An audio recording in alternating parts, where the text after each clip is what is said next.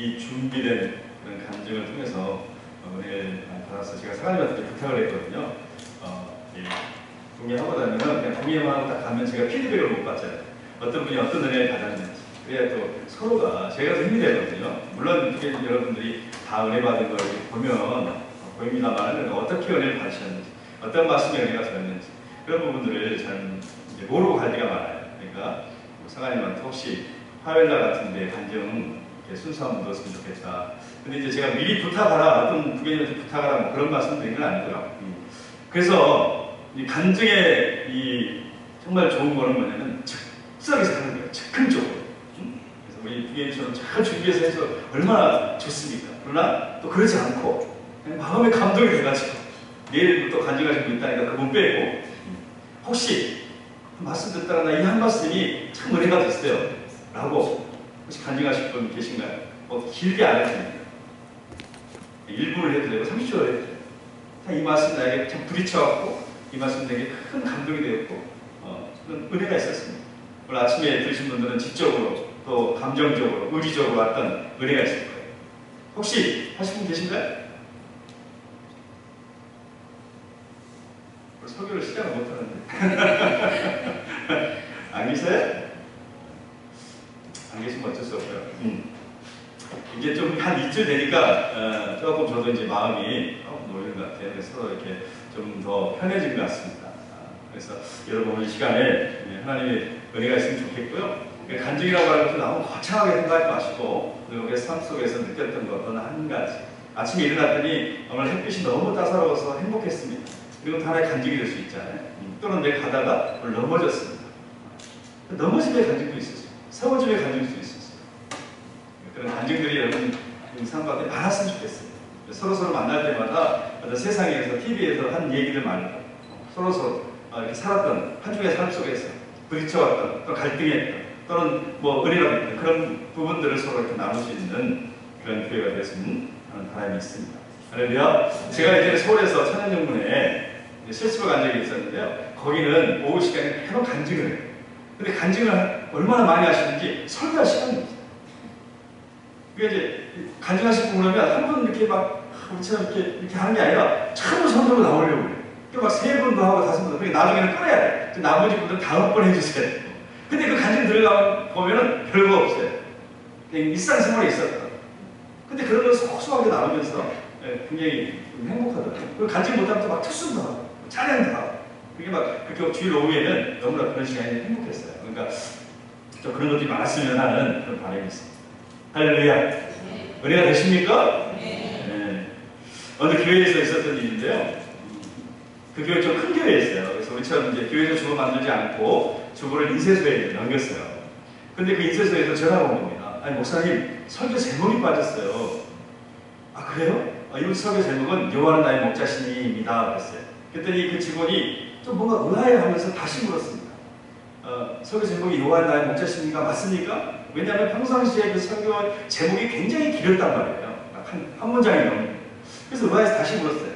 여호와는 나의 목자시니 그것으로 충분합니다. 라고 얘기했죠. 그 다음날 이제 그 주보가 인쇄돼가지고 딱 왔습니다. 근데 그걸 보고 이 목사님이 깜짝 놀랐어요. 설교 제목이 뭐였을까요?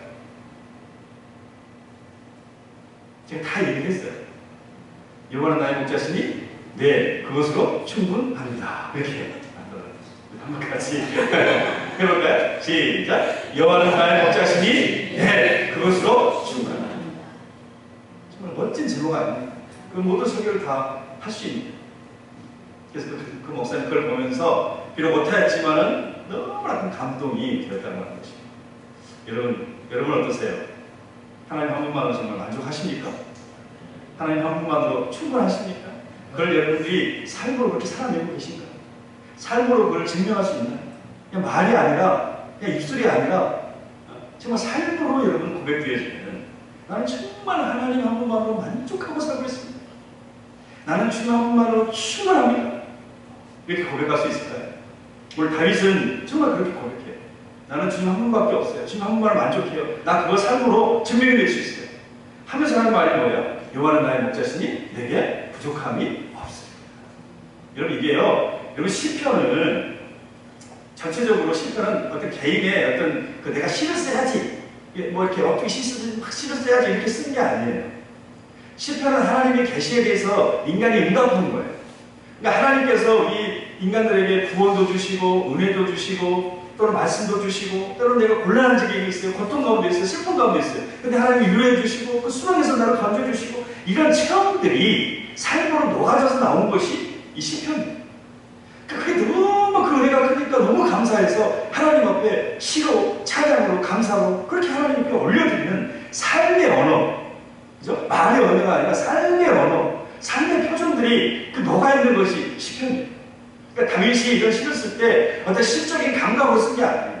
진짜 내가 경험한 거예요. 진짜 나 주님 한 번만으로 만족해요 라고 삶 속에서 경험한 거를 지금 우리에게 고백하고 있어요. 그래서 저는요, 이 시를 읽으면서 저도 한번 고민해 봤어요. 나는 과연 주님 한 번만으로 만족하는가? 나는 과연 부족함이 없는가? 그런 생각을 해보니까 현실적으로 보니까 참 부족함이 많아요. 뭐 사장님들 보시면 다 아시겠지만은 돈도 부족하고 또 건강도 부족하고 저도 이제 건강에 보인다만 2013년에 갑자기 저도 생각도 못했던 그 혈액에 암이 걸려가지고 악성 림프종암으로 입원해서 항암 치료를 계속 하면서 근데 지금 뭐 상당히 건강이 좋아졌고 어쨌든 근데 그걸 장담할 수도 없잖아요. 언제 재발될지 알 수 없는 상황이에요. 건강도 부족해요. 또 뭐 지혜도 부족하고 지식도 부족하고 힘도 부족하고 요즘은 또 이렇게 머리도 착 빠져 머리카락도 부족하고 얼마나 소중한지 제가 탈모인이 됐습니다. 모든 것이 부족해요. 현실적으로 보면 부족해요. 상황 하나하나가 다 부족합니다. 자녀도 부족하고 근데 이거를 다시 한번 말씀 붙들고 실험하면서 보니까요. 부족한데 그것이 정말 부족한 것이니 너 부족하다고 하는데 정말 무엇이 부족한 것이냐? 절대적으로 부족한 것이냐? 아니면 상대적으로 부족한 것이냐? 이런 것들을 주님께서 보시는 거예요. 그리고 나서 고민해 보니까 부족한데 부족함이 없다는 결론이 나와요. 이럴 때 저럴 때 좀 죄송합니다만은 부족한데 정말 현실은 너무나 부족한데 주님이 우리의 눈을 열어주니까요. 부족함이 아닌 그 놀라운 은혜들을 발견하게 됩니다. 같이 한번 해볼까요? 시작! 부족한데 부족함이 없다. 그럼 이 부족함의 정체는 과연 뭘까요? 그건요, 생존의 부족이 아니라 소유의 부족. 내 욕심을 채워줄 어떤 것이 부족합니다. 그러니까 욕심 때문에 부족한 거예요. 사실은 하나도 부족함이 없다고 하는 사실이죠. 맥사인 슈넬이라고 하는 사람이 있어요. 그 사람이 만족이라는 책을 썼는데 인생을 정말로 만족스럽게 바꾸는 방법에 대해서 그 책에서 얘기합니다. 근데 그 사람이 이렇게 얘기했어요. 불행과 고통을, 절망을 겪지 않고는 만족한 삶을 살 수 없다. 불행, 절망, 고통을 겪지 않고는 절대 만족할 수 없다. 상실, 뭔가 상실은 가능성의 출발이다. 이렇게 얘기하는 거예요. 그러면서 조앤이라고 하는 한 사람의 그 실화를 얘기해죠. 조앤이라는 여인이 있었습니다. 예, 두 자녀와 남편이 있었어요. 근데 남편이 어느 날 갑자기 거기 이제 보트도 많이 타지 않습니까? 보트가 전복돼서 보트 사고로 젊은 나이에 그만 세상을 떠나고 말아요. 두 자매를 데리고요. 큰근히 어렵게 살아가는데 남편 죽은 지 3년 만에 위암을 또 선고를 받습니다. 그러니까 두 자녀를 생각하니까 앞이 캄캄해. 어떻게 살아야 되지? 이 아이들을 어떻게 돌봐야 되지? 막 고민하면서요. 주님 앞에 얼굴 짚고 있었습니다. 그러다가 이제 우리가 이제 암 진단을 받았으니까 진료를 하지 않습니까? 그래서 이제 그 진료실에 대기하고 있는 가운데서 진료실에 보면 이제 앞에 책자들이 있잖아요. 간암, 위암 뭐 이런 책자들. 그래서 그 책자를 보고 있는 순간에 자기의 그 마음을 끄는 한 문장을 거기서 발견하게 되었어요. 그것이 뭐냐면 암을 이긴 생존자도 암 진단을 받은 사람이다. 시작. 암을 이긴 생존자도 암 진단을 받은 사람이다. 어차피 이기려면 진단 받아야죠. 진단이 없는데 암을 이길 수는 없어요. 암을 진단을 받았기 때문에 암을 이긴 것이죠. 그러면서 새로운 시각을 갖게 됐습니다. 아, 나도 암에 대한 희생자가 아니구나. 나도 암을 천국할 수 있구나. 이런 생각을 그가 갖게 됐습니다.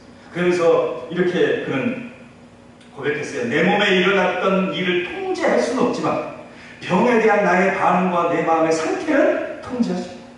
암을 내가 통제할 수 없어요. 내 몸을 아무리 내 것이라 할지라도 내 DNA를, 내 세포를 내가 통제할 수는 없어요. 그 근데 거기에 대한 내 생각, 내 태도, 내 마음, 내 신앙, 내 믿음은 내가 얼마든지 통제할 수 있고, 그러면서 그는 감사하기 시작했습니다.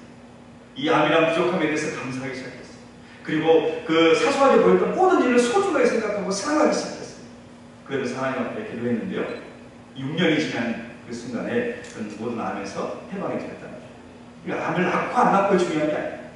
그 암이라고 하는 것이 자기의 선물이었다. 그 부족함을 통해서 하나님을 더 깊이 만나고, 더 하나님과 씨름하게 되고, 하나님께 감사하게 되고, 일상을 소중하게 여기고 정말 사랑할 수 있는 그런 인생이 되었다라고 얘기하고 있어요. 부족함이 결코 부족함이 아니라 축복이라는 것입니다. 예를 들어서요, 우리가 무엇을 보느냐, 어떻게 보느냐에 따라서 인생이 달라져요. 우리가 여기 물컵 있지 않습니까? 근데 여기 물이 반이 있으면 어떤 사람은 뭐라고 그래요? 반밖에 안 남았네 하는 사람도 있고, 어떤 사람은 반이나 남았네 하는 사람이 있잖아요. 왜 그런 차이가 납니까? 똑같은 걸 보면서도. 무엇을 보느냐, 어떻게 보느냐의 차이. 없는 거 보면, 없는 것만 보니까 반밖에 안 남는 거예요. 그래서 항상 그렇게. 근데 있는 걸 보면, 있는 걸 보니까 반이나 남아있고, 항상 풍족할 수 있다라고 하는 것을 우리에게 보여줘요. 그래서 우리는 믿음의 눈으로 이 세상을 볼 수 있어야 되고, 나의 삶을 볼 수 있어야 되고, 나에게 다가오는 환경들을 보면서 우리 자신을 얼마든지 새롭게 반응할 수 있다고 하는 것을 우리가 깨닫게 되는 것입니다. 오늘 시편 23편 다윗의 시 유명하잖아요. 이 시를 보면 되게 아름답고 평화롭고, 저 시골에 정말 목초지가 이렇게 막 펼쳐져 있는 그런 전원적인 분위기를 마음껏 풍기고 있어요. 근데 실상은 전혀 평화롭지 않은 상태에서 이 시를 쓴 거예요. 어떤 시의 배경이 있는지는 알 수는 없어요. 근데 여기 시에 보시면은 뭐가 나옵니까? 상황에 응치만 옳지 않은 원수, 소생이라는 건 죽었다 살아나는 거예요. 그런 소생이라는 단어를 보면 절대로 평탄치 않았고, 한가롭고 평화롭고 막 이렇게 아름다운 분위기 속에 쓴 게 아니에요. 고통과 절망 속에서, 때로는 부족할 수밖에 없는 그런 상황 속에서 오늘 다윗은 뭐라고 합니까? 나는 부족함이 없다라고 했어요. I shall not be want라고 얘기하고 있어요. 나는 더 이상 바랄 게 없어요. 이보다 더 좋을 수 없어요. 라고 그는 지금 고백하는 거예요. 현실적으로 보면은 부족한 건 투성이에요. 절대 부족이에요. 근데 그 부족한 걸 통해서, 아니 이건 부족한 게 아니구나, 그걸 통해서 하나님을 보니까, 그걸 통해서 하나님 만나니까 너무나 자기는 행복하다, 만족하다, 그렇게 얘기합니다. 최악의 상황에서 가장 위대한 노래를 부르고 있는 거예요. 그래서 이 노래는 구원받은 사람만이 부를 수 있는, 부족함이 축복임을 아는 사람만이 부를 수 있는 노래인 줄 믿습니다. 다 같이 한번 선포해 보겠습니다. 시작! 이 노래는 부족이 축복임을 아는 사람의 노래입니다. 이 노래는 구원받은 사람만이 부를 수 있는 노래입니다. 아무나 부를 수 있는 노래가 아닙니다. 역설적 노래인 것이죠. 가장 밑바닥에서 가장 큰 영광을, 그럼 제가 요한계시록 얘기를 자주 하는데요, 요한계시록에 보면은 지상교회와 천상교회가 계속해서 번갈아가면서 나와요. 읽어보시면은 때로는 뭐 어려운 얘기들이 있지만 그런 거 다 그냥 지나가면서 쭉 읽어보시면 내용이 확연하게 들어요. 지상교회와 천상교회가 이렇게 번갈아가고 있는데 그게 따로 분리된 게 아니라 이렇게 연결되어 있어요. 그래서 반복적으로 지상교회, 그러니까 지금 고통받는 교회, 천상의 아름다운 교회를 이렇게 보여주고 있어요. 근데 뭘 의미하냐면, 지상교회는 당시에 큰 환난과 박해를 받고 있었어요. 예수 믿는 것 때문에 정말 목숨을 잃을 수밖에 없는 그런 상황이에요.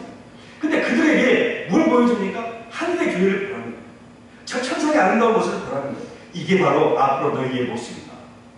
이렇게 영광스러운 모습으로 하나님 앞에서 찬양할 날이 반드시 온다.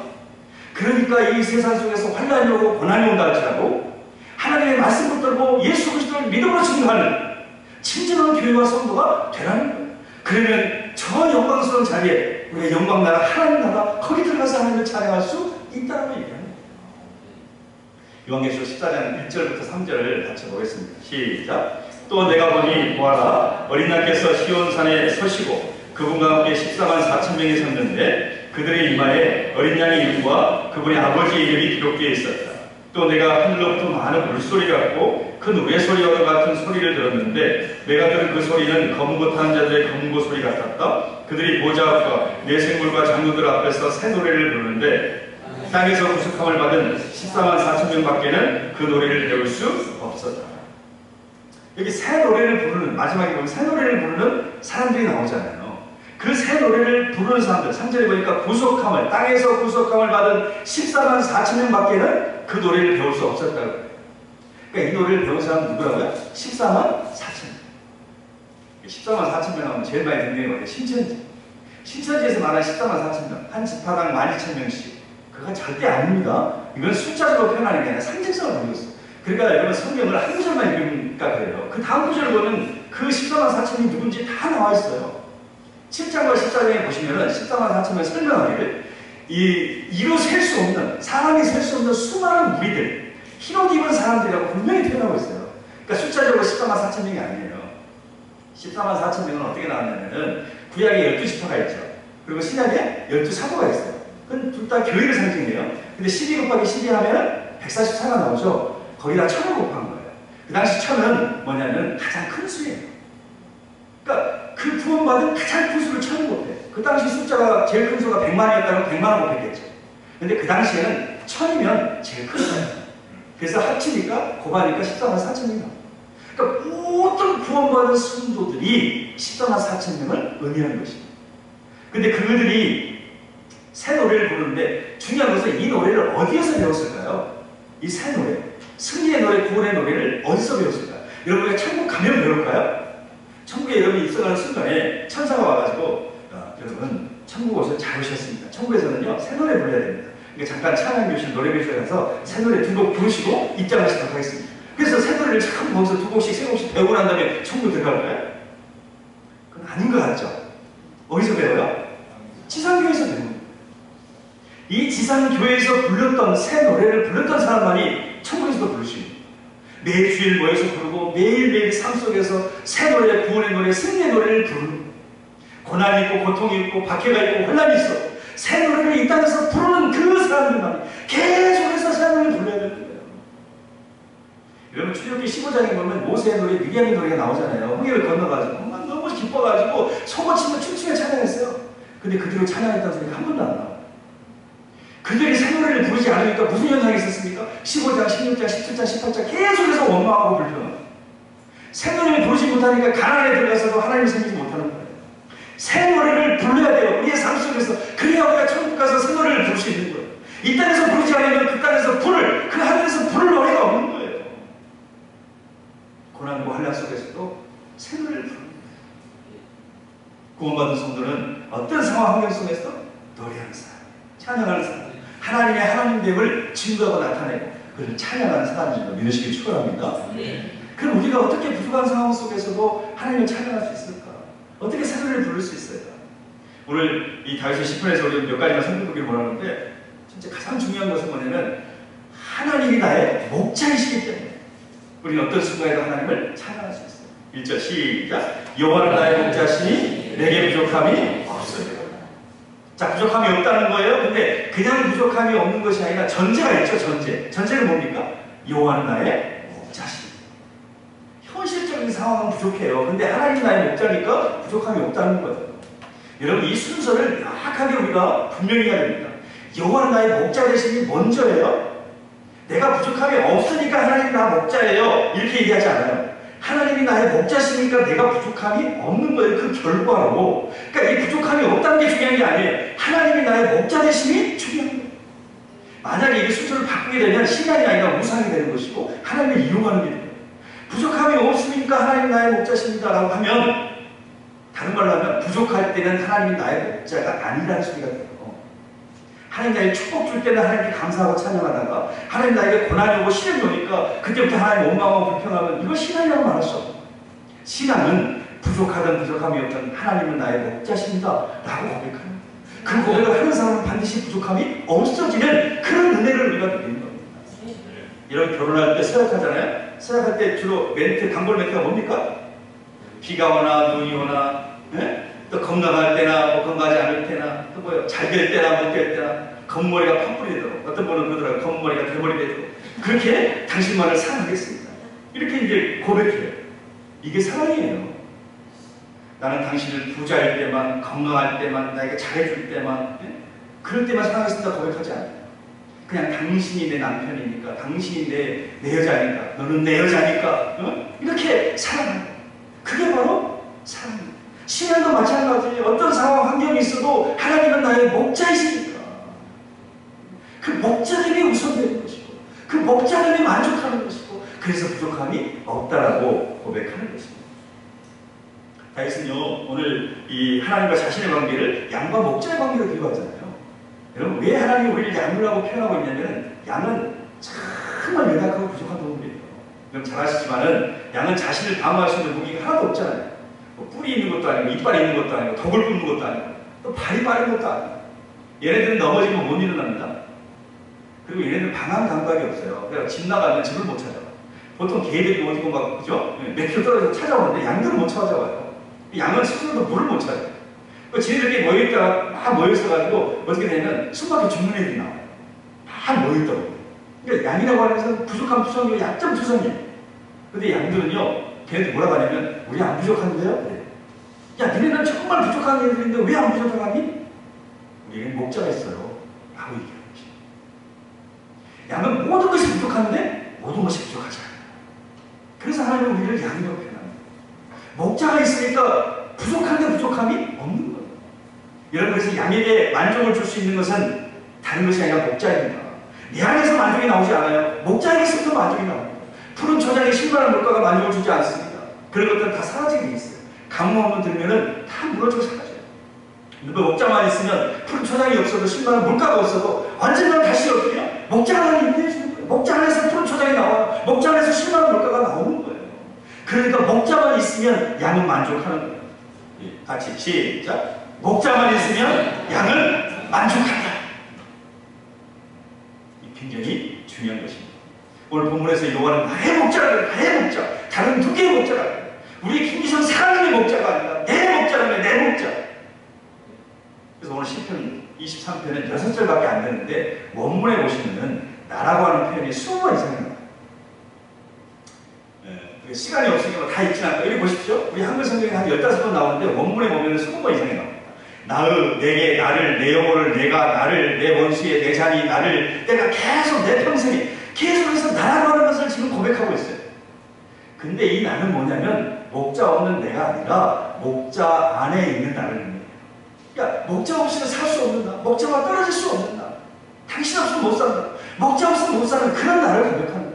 그래서 다른 누구의 목자가 아니에요. 그냥 여호와는 목자시니가 아니라 나의 목자라고 명확하게 고백하고 있다는 것입니다. 여호와는 나의 목자시니까 나는 무슨 상황에서든지 만족할 수 있다고 고백하는 겁니다. 제가 이제 강의를 듣는데요. 어떤 목사님, 소주찬 목사님이 계신데 그 목사님이 이런 간증을 해요. 이분이 이제 미국에서 공부를 하고 있을 때 유학생활을 하다 보니까 돈이 없잖아요. 그래서 이제 한식당 가서 밥을 먹는데요. 보니까 오늘 제가 이제 맛있는 고기를 사주셔서 먹었습니다만 거기 보니까 막 고기도 있고 막 그러잖아요. 그게 다 먹고 싶은 거야. 돈을 지져보니까 설렁탕 간신히 한 그릇 사 먹을 돈밖에 없는 거야. 그러니까 하나님 앞에 원망이 나와요. 하나님, 나 돈 좀 주세요. 저 고기 좀 실컷 먹게 돈 좀 주세요. 그러는 거예요. 근데 평상시 하나님이 그런 기도에 응답 잘 안 하시는데 그날은 곧바로 응답을 그래. 뭐라고? 그래, 내가 너한테 돈 많이 주마. 그래서 하나님께서 이렇게 물으시대. 그런데 그 돈 네가 갖고 있을래? 내가 갖고 있을까? 그렇게 물으시대요. 그럼 하나님이 얄궂죠? 응? 주려고 그냥 주시면 되지. 그것도 네가 갖고 있을래? 내가 갖고 있을까? 이 목사님이 곰곰이 생각했어요. 그래서 이렇게 얘기했어요. 그냥 하나님이 갖고 계세요.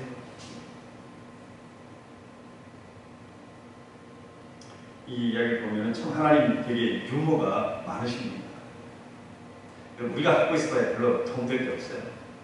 하나님이 갖고 있으면 돼요. 그냥 우리는 하나님 앞에 기도하면 돼요. 하나님께 모든 걸 맡기고 나가면 하나님께서 역사하십니다. 우리가 그럴 때 재미가 있잖아요. 내가 다 쌓아놓고 그렇게 하는 것보다 없는 것 같은데 풍성한 그런 의미예요. 디어고 네터스라는 서신에 보면 2세기 책에 보면 이런 이야기가 나옵니다. 시작. 성도들은 모든 사람을 사랑했지만 사람들로부터 핍박을 받았다. 그들은 가난했지만 많은 사람을 부유하게 만들었다. 그들은 모든 것이 부족했지만 모든 것에 풍성했다. 그들은 학대당했지만 학대받는 사람들을 축복했다. 선행을 베풀었지만 행악자로 처벌받았다. 처벌받는 가운데 새 생명을 얻고 기뻐했다. 가난했지만 부유한 사람, 고난받지만 축복하는 사람, 죽음을 당하지만 새 생명의 사람, 그게 바로 그리스도이다는 거예요. 그것이 바로 여호와는 나의 목자신 내가 부족함이 없습니다라고 고백하는 사람들만이, 그런 사람만이 할 수 있는 고백인 줄 믿습니다. 다윗이가 여호와는 나의 목자신이라고 고백했는데요, 이건 고백일 뿐만 아니라 예언이에요. 여러분, 이 예언대로 예수님께서 이 땅에 오셔서 자신을 뭐라고 표현하십니까? 나는 선한 목자, 양들을 위해서 내 목숨을 내놓는다고 고백하고 있어요. 예수님께서 선한 목자로 이 땅에 오셔서 우리의 부족함을 다 채워주시고 생명을 얻고 더 풍성한 삶을 살도록 오늘 우리를 붙들어 주시는 줄 믿습니다. 여러분, 아직도 부족하다고 느끼십니까? 여호와는 나의 목자신, 여호와는 나의 목자신, 내게 부족함이 없다라고 하는 이 말씀을 들고 승리할 수 있기를 간절히 축복합니다. 두 번째는 어떤 상황 환경 속에서도 하나님이 함께 하시기 때문에, 함께 하시기 때문에. 4절 시작. 내가 상황에 의심한 목자에게 말하시고 내를 두려워하지 않을 것은 주께서 나와 함께 하시리라. 사망의 음침한 골짜기, 죽음과도 같은 어둡고 깊은 고통을 느끼고, 어쩔 때 우리 그런 게 있잖아요. 차라리 죽는 게 낫다 싶을 정도 고통스러울 때가 있어요. 그런 고통을 얘기를 하고 있습니다. 근데 참으로 이 사망의 음침한 골짜기가 우리 인생에 없었으면 좋겠는데 있을 수밖에 없다. 항상 우리 인생에 푸른 초장 신만한 물감에 있으면 좋겠는데 우리 인생의 사망의 음침한 골짜기가 반드시 존재할 수밖에 없어요. 목자가 우리를 끌고 가는데도 사망의 음침한 골짜기가 있는 거예요. 왜 사망의 골짜기가 있을 수밖에 없을까? 왜 그랬을까요? 그건요, 사망의 음침한 골짜기가 과정입니다. 어디의 과정입니까? 푸른 풀밭을 가기 위한 과정 속에 그걸 통과해야만 가기 때문에.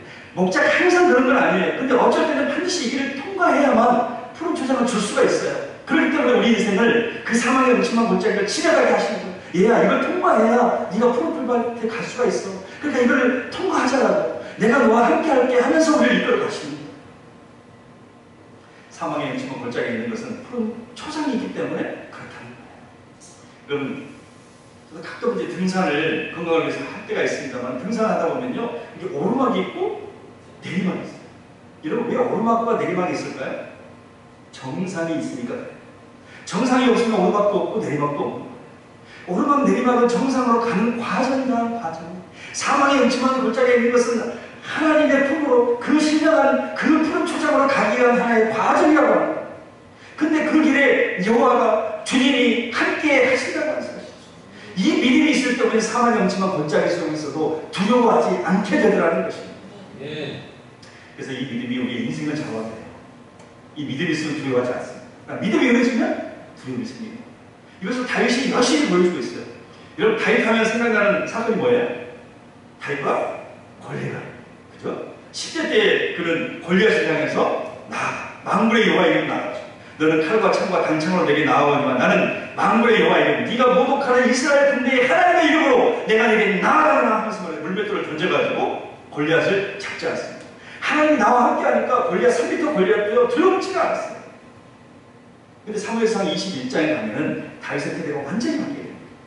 사울이 다윗을 시기해가지고 죽이려고 하니까 이 다윗이 도망가요. 라마나요에서 녹당으로. 녹당에서 어디까지 가냐면 블레셋의 가드까지 가요. 여러분, 가드가 어딘지 아십니까? 골리앗의 고향입니다. 그 골리앗의 고향까지, 자기가 죽였던 골리앗의 고향까지 도망간 거예요. 그러니까 블레셋 가드의 사람들이, 신하들이 보고는 다윗을 금방 알아봅니다. 그래서 다윗을 향해서 이렇게 그 아기스 왕에게 얘기하죠. 시작. 이 사람은 이스라엘 사람들의 왕 다윗입니다.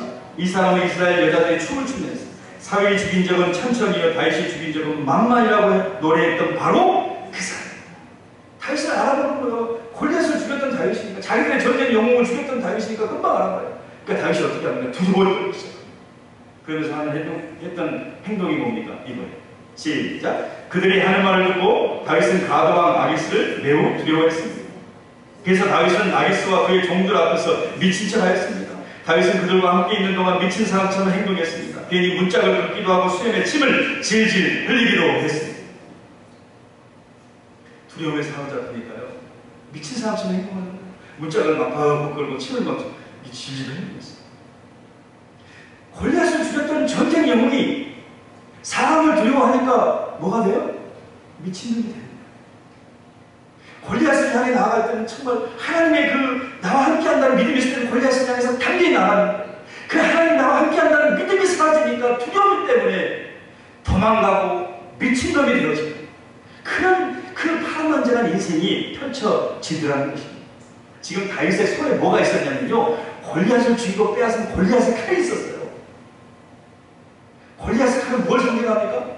승리의 상징이에요. 하나님 나와 함께했다는 상징이에요. 근데 그 하나님 나와 함께한다는 이 골리앗의 칼을 들고도 하나님이 나와 함께한다는 믿음이 흐려지니까 세상 앞에 벌벌 떨고 두려워하며 도망치고 미친 사람 행위를 하면서 정말 비굴한 인생이 되고 말았다고 하는 사실이죠. 여러분, 우리도 사망의 지문 골짜기를 걸을 때가 있어요. 너무 두려울 때가 있습니다. 근데 그때마다 우리 생각이 뭡니까? 하나님이 그래도 나와 함께 하신다. 그 하나님 나의 하나님이야. 하나님 아버지가 나를 버릴 리가 없어. 얼마나 나를 사랑해. 그 하나님 나를 붙들어 주실 거야. 우리가 이 믿음 가지고 승리하는 거예요. 윌리엄 펠러라고 하는 사람이 있어요. 이 사람이 두려움의 상대성을 얘기하면서 뭘 얘기했냐면 늑대를 만났을 때의 상황, 그걸 가지고 두려움의 상대성에 대해서 얘기했습니다. 어떤 사람이 이제 숲을 지나가는데 저 100m 앞에 늑대 한 마리 딱 나타나는 거예요. 여러분 100m 앞에 늑대 나가면 얼마나 무섭겠습니까? 막 신경이 내려가고 등에서 막 식은 땀이 줄줄 흘리겠죠. 그때 두려움의 정도를 1에서부터 10까지 숫자를 매기면 당연히 10이랍니다. 너무나 두려운 거예요. 그런데 내 손에 칼이 하나 있어요. 혹은 창이 한 자루 있어요. 그러면 두려움의 정도가 9로 떨어지겠죠. 근데 내 옆에 우리 김희선 사람이 있어요. 그러면 두려움의 정도가 다시 내 대신 죽어들 사람이 있어요. 그러니까 어때요? 6으로 떨어지고 5로 떨어지고. 근데 그 옆에 뭐가 있어요? 총이 있어요. 그리고 자가용이 있어요. 오토바이가 있어요. 사람이 6명이 있어요. 7명이 있어요. 점점 두려움의 정도는 떨어집니다. 자신을 방어할 수 있는 어떤 수단이 많으면 많을수록 두려움은 점점 사라져 간다고 하는 것입니다. 여러분, 제가 여러분 무엇을 말하는지 아시겠습니까? 우리 옆에는 전능하신 하나님이 계십니다. 늑대를 창조하시고 늑대의 목줄을 찾고 계시는 그 하나님이 우리와 함께 하십니다. 그러니까 우리는 두려워할 필요 없습니다. 예수님께서 이렇게 얘기했어요. 내가 세상 끝날까지 너희와 항상 함께 있으리라. 그럼 주님의 말씀이 거짓말 아니에요. 정말로 주님은 항상 어디에 있든지 무슨 일을 하든지 무엇을 만나든지 항상 너와 함께 하시겠다고 분명히 약속하십니다. 그래서 실제 그대로 우리와 함께 하십니다. 믿으시길 축원합니다. 우리 남자들은요, 인생을 살다가 힘이 들면 지갑을 꺼내요. 그래서 뭘 보겠어요? 현금 보는 게 아니고 거기 마누라 사진을 다 꺼내요. 이렇게 성실하고 착하고 헌신적인 여자와 사는데 내가 이 세상에 아무리 힘든 일이 있어도 두렵게 보여. 이거 견딜 수 있어. 이길 수 있어. 그러면서 이제 사랑하는 부인의 사진을 보면서 이렇게 힘을 얻고 위로를 받아요. 근데 여성들도 마찬가지예요. 여성들도 힘들고 어려우면 지갑에서 남편 사진을 꺼내요. 보면서 위로와 힘을 얻는다. 이렇게 형편없고 못된 인간도 내가 사람 만드는 내가 두려워할 게 뭐가 있나? 이 세상에 못할 게 뭐가 있나? 나는 할 수 있어 라고 위로를 받는다는 것입니다. 제가 예를 듣고요, 참 회개를 많이 했습니다. 우리 남편들은 회개하는 마음으로 사시면 그래야 끝에까지 가서도 이쁨 받을 수 있습니다. 어쨌든 남편 사진 꺼내놓고 그래도 위로와 용기를 받는다니까 얼마나 감사합니다. 근데 여러분, 하나님 우리 함께 하시는데, 주님 우리 함께 하시는데 사진으로 함께 하는 게 아니에요. 실제적으로 우리가 살아가는 모든 환경 속에, 모든 장소에, 우리가 숨쉬는 모든 시간에 주님 우리와 함께 하시면서 그 상황에 음침한 골짜기를 목자를 반드시 함께 하는 겁니다. 양 없는 목자가 없고요, 목자 없는 양이 없는 거예요. 양과 목자는 한 세트에 햄버거 싶은 콜라가 나와야 되는 거예요. 그거 안 나오면 먹을 수가 없는 거예요. 목자는 반드시 양이 있어야 돼. 양은 목자가 있어야 됩니다. 떨어질 수 없어요. 언제든지 함께하는 사실을 기억하시고 끝까지 구원의 승리의 노래를 부르시길 간절히 축복합니다. 마지막 세 번째는요, 하나님께서 자신의 이름을 거으셨기 때문에 자신의 이름을 거으셨기 때문에. 자, 3절 시작. 자기 이름을 위하여 의의 길로 인도하십니다. 자기 이름을 위하여 의의 길로 인도하십니다. 여러분, 시편 23편을 읽어보시면 우리가 한 것은 아무것도 없다고 하는 것을 깨닫게 됩니다. 부족함이 없는 것도, 푸른 초장 10만원 물가에 눕는 것도, 의의 길로 인도함 받는 것도, 아버지 집에 영원히 거하는 것도, 소생하는 것도, 위로를 받을 수 있는 것도 전부 내가 한 게 없어요. 누가 하셨습니까? 그가 나를 위시고 그가 인도하시고 그가 소생시키시고 주께서 나와 함께 하시고 주의 지팡이와 막대기가 나를 안위하시고 주께서 내게 상을 베푸시고 주께서 기름으로 내 머리에 바르셨어요. 누가 했어요? 주님께서. 주님께서 나를 위시고 인도하시고 소생시키시고 나를 안위하시고 위로하시고 나를 인도하시고 내게 상을 베푸시고 모든 옷을 물리치시고 내 머리에 영광의 기름을 환희의 기름을 발라주시고 전부 주님께서 하신 거예요. 근데 왜 주님께서 이렇게 하셨는가? 그 이유가 나와요. 그게 뭐냐면 아까 3절에 봤던 자기 이름을 위하여, 자기 이름을 위하여 이런 일을 하시는 거예요. 목자의 이름을 걸고 하나님의 이름을 걸고 이 일을 하신다는 거예요. 나의 명예를 걸고 이 일을 하신다는 거예요. 그래서 자기 이름을 위하여는 자기 이름을 걸고 자기의 명예를 걸었다. 모든 것을 걸었다고 하는 것을 의미하고 있습니다. 여러분 이것이 무슨 얘기냐면 우리가 욥기를 보면 명확하게 이해할 수 있어요. 예, 욥기에 보면 욥의 신앙을 하나님께서 이제 칭찬하시죠. 예, 순전하고 정직하고 하나님을 경외하며 악에서 떠나 있었다라고 그렇게 칭찬하고 있어요. 그래서 하나님께서 축복을 많이 주셨습니다. 자녀가 아들 7명, 딸 3이 있었고요. 양이 7,000마리, 그 다음에 낙타가 3,000마리, 소가 500개, 1,000마리죠. 그리고 암나귀가 500마리. 그 수많은 종들이 있었고, 그리고 동방에서 그 당시 고대 근동에서 가장 부자라고 그렇게 손꼽히던 인물이 욥이었어요. 신앙도 좋았고 정말 하나님 경외했고 부자였어요. 그런데 그에게 고난이 오기 시작합니다. 누구도 상상할 수 없었던 고난이 와요. 그냥 모든 재산을 하루아침에 다 잃어버렸습니다. 그리고 모든 종들이 죽었습니다. 그리고 자기의 목숨과도 같았던 10명의 자녀가 큰형 집에서 잔치하고 있다가 절제에 태풍 불어가지고 집이 무너져서 다 죽고 말았습니다. 거기다 자기 부인을 말이죠, 욥을 향해서 막 비난하고 떠나갔습니다. 자신은 악창이 생겨가지고 온몸에 종기가 생겨가지고 죽을 지경에 이르게 되었습니다. 왜 욥이 이런 고난을 당했을까요? 욥도 내가 왜 이런 고난을 당해야 됩니까? 하고 하나님 앞에 끊임없이 하소연이 나죠. 근데 하나님은 고난의 이유를 알려주지 않아요. 욥도 나중에 그 일을 듣지 못합니다. 그럼에도 불구하고 내가 하나님을 눈으로 배웠다고 깨닫게 되죠. 반드시 이걸 알아야만 깨닫는 게 아니에요. 그냥 하나님 만나면 다 그냥 풀리게 돼 있어요. 근데 중요한 것은 고난의 이유는 모르는데 고난의 배경을 알 수 있다는 거예요. 고난의 배경이 이 땅이 아니라 하늘에 있었다는 걸 알 수 있어요. 이런 1장과 2장에 보시면 땅에서 배경이 하늘로 이렇게 바뀌게 돼요. 그래서 하나님과 사탄의 그 대화가 나옵니다. 하나님께서 욥을 이렇게 칭찬하셨죠. 제가 말씀드렸던 겁니다. 시작. 내가 내 종 욥을 주의하여 보았느냐? 욥처럼 흠없고 정직하며 하나님을 사랑하고 악을 미워하는 자는 이 세상 어디에도 없다. 얼마나 귀한 신앙입니까? 하나님께서 인정해버리시는 신앙이에요. 그랬더니요, 사탄은 고소하는 자예요, 참소하는 자예요. 이렇게 얘기하고 있습니다. 시작. 사탄이 여호와께 대답하여 말했다. 욥이 까닭없이 하나님을 경외하겠습니까? 주께서 그와 그의 집에와 사방에 있는 그의 모든 소유에 울타리가 되어 주시지 않았습니까? 주께서 그의 손으로 하는 일에 복을 주셔서 그의 가축이 땅에서 넘치게 되었습니다. 그러나 주님의 손을 펴서 그의 모든 소유를 쳐보십시오. 그러면 그가 주님을 정면으로 저주할 것입니다. 지금 사탄은요, 하나님 향해서 대항하고 있죠. 뭐라고 하는 겁니까?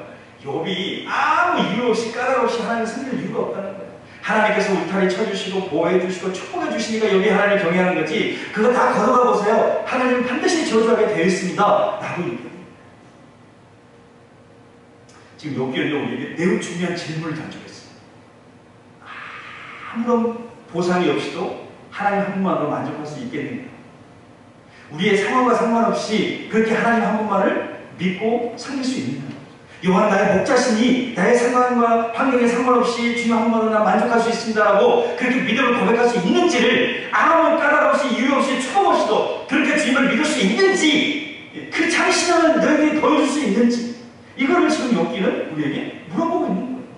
주님이 욥을 통해서 진정한 신앙이 무엇인가를 우리에게 보여주고 있는 겁니다. 그래서 욥의 고난이 시작되기 시작합니다. 그런데 여러분, 여기서 제가 이렇게 강조하고 싶은 건 뭐냐면은, 욥이 시험을 당했지만 사실은 더 은밀히 보면, 더 깊이 보면 하나님께서 시험을 지금 받고 계신 거예요. 욥도 시험 당했지만 하나님도 시험 당한 거예요. 왜냐하면 하나님은 욥에게 모든 것을 거셨기 때문에. 우리가 올인했다고 하죠. 하나님께 다 들었어요. 이게 무슨 얘기입니까? 만약에 욥이 하나님의 기대를 저버리고 사탄이 얘기했던 것처럼 축복을 거둬가니까 하나님 막 저주하고 그랬다고 생각해보세요. 그러면 하나님의 책임이 어떻게 됩니까? 하나님의 영광이, 하나님의 이름이, 하나님의 지위와 그 높으신 하나님의 그 권위가 땅으로 추락하는 거예요. 사탄이 말이 맞고 하나님 말이 틀리게 됩니다. 이거예요. 하나님의 말씀은 언제나 진리가 되는데 그 진리의 말씀이 어떻게 해요? 피진리가 되어버리면 그런 엄청난 일들이 일어나는 거예요. 그러니까 이것은 하나님이 지금 욥을 가지고 욥이 시험하는 것이 아니라 욥을 통해서 하나님의 시험을 받고 있는 그런 형국을 우리에게 보여주는 거예요. 하나 부족하고 연약한 죄인인 욥에게 하나님 자신의 모든 걸 거시고 자기의 이름을 걸고 그렇게 하나님께서 지금 모험을 하고 계십니다. 하나님은 얼마든지 자신을 증명할 수 있는 그런 힘을 가지고 계세요.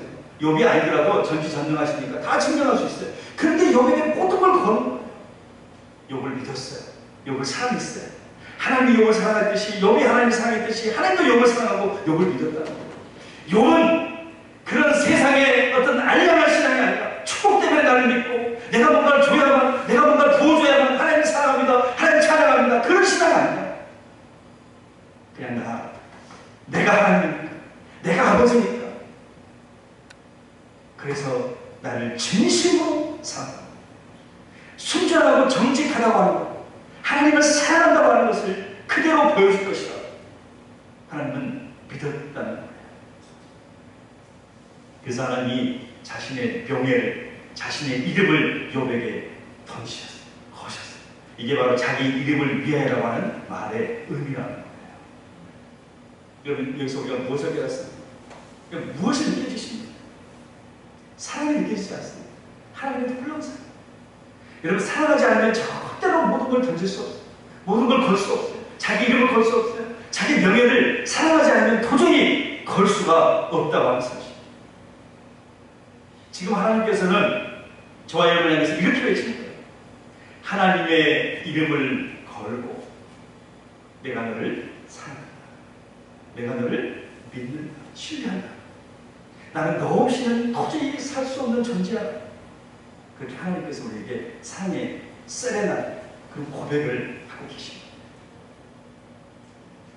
전도를 열심히 하는 우리 부모님도 전도 열심히 하시는데요. 열심히 하는 여대생이 있었어요. 그 여대생의 별명이 뭐였냐면은 예수님 없이는 못 살아요가 별명이에요. 항상 말이죠. 난 예수님 없이는 살 수 없어요. 그리고 주 없이 살 수가 없네. 뭐 그런 찬양 있잖아요. 그걸 늘 불고 다녀요.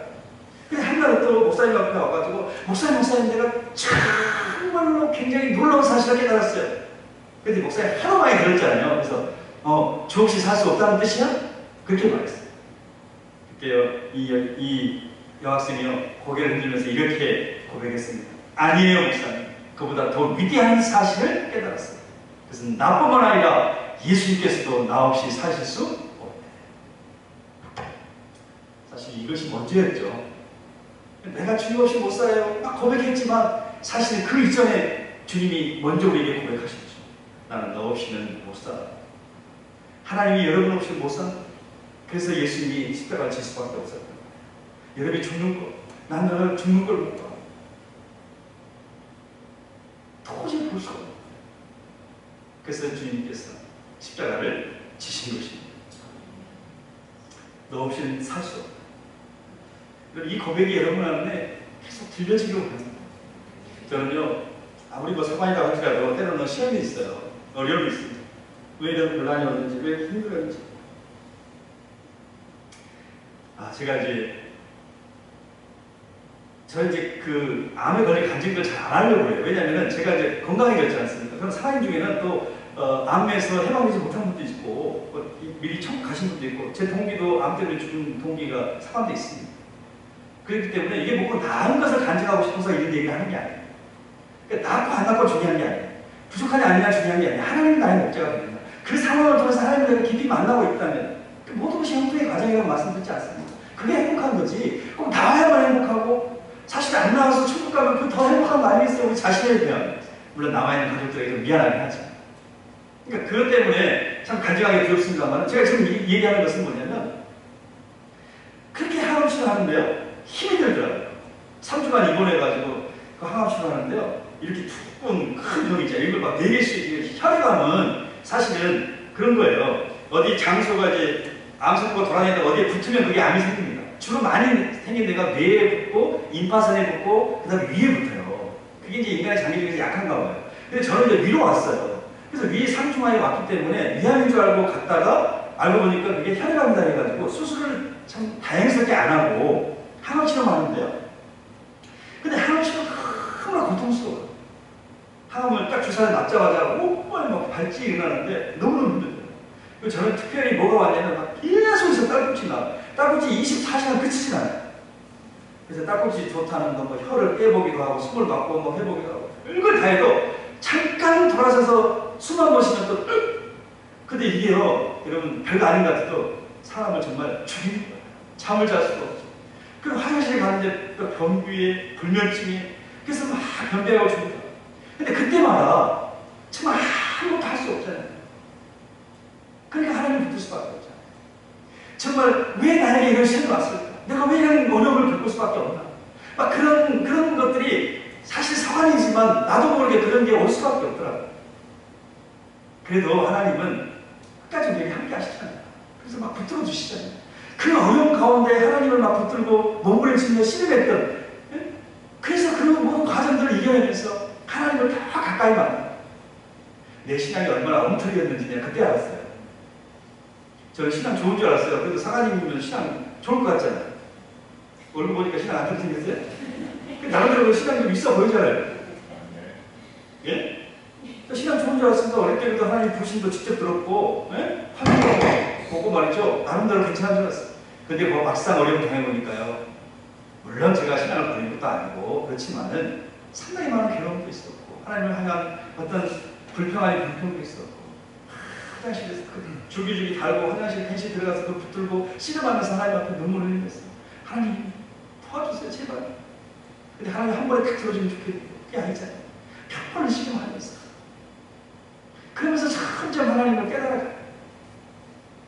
그런 그 과정 제가 너무 이제 막 무섭고 두려우니까요. 겁이 되게 많아요. 눈이 커가지고 겁이 많으니까 척추에서 이게 수액을 빼잖아요. 검사하는 거. 근데 어떤 사람이 나에게 너무 그걸 그 두려움을 준 거예요. 그거 뺄 때 어마어마하게 아프고 막 이걸 막 돌려가지고 빼는데 사람이 거의 막 반 죽는다는 거예요. 그 소리 듣고 나니까 막 그거 들었는데 사시나무 떨어지지 말라고 너무 아파. 제가 예전에 기흉이 생겼어요. 갑자기. 그래가지고 이 허파에 구멍을 뚫었어요. 폐에다가. 그때 남들 하나도 안 아프다는데 저만 너무 아파갖고 죽을 뻔했어요. 그 기억이 있으니까 이 척수에다가 구멍 뚫는다는데 너무 무서워가지고 제가 전화했잖아요. 여보 나를 위해 기도해줘. 그래서 제가 기도 간절히 받고 아멘하고 거기 들어갔어요. 근데 그렇게 별로 안 아프더라고요. 마취를 하니까. 근데 마취를 했는데 이분이 잘못했나 찔렸는데 너무 아파가지고 마취를 3번이나 했어요. 근데 그 과정 하나하나가 불평이고 엉망이고 얼마든지 그럴 수 있지만 그 과정 속에서 하나님 막 채워주시는 그런 은혜들이 있는 거예요.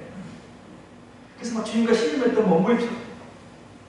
그래서 한 번에 고통이 있고 어려움이 있고 고통이 있고 아픔이 있어도요. 하나님의 사랑을 의심하려고 이 마음속에서 막 육신이 하나님 사랑을 의심하려고 하는데요.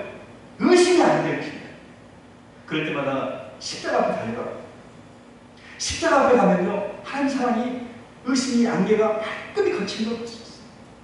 아들을 내어주기까지 사랑하신 그 하나님이 나를 사랑하지 않는다고? 그 십자가에서 그 진한 보혈을 흘려주고 계신데 하나님 나를 사랑하지 않는다고?